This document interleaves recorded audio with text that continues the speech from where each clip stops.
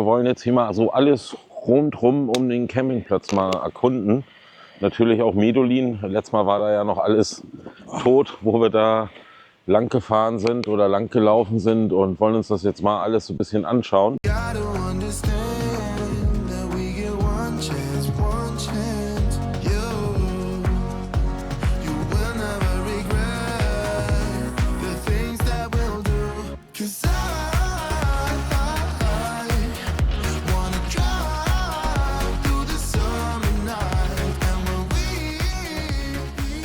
Ich habe mich schon gewundert, was hier so komisch riecht.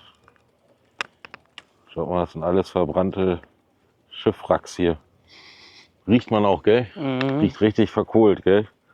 Das ist schon heftig.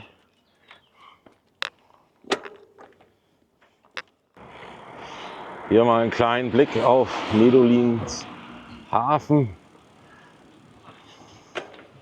Mal einen kleinen Blick auf den Hafen von Medulin.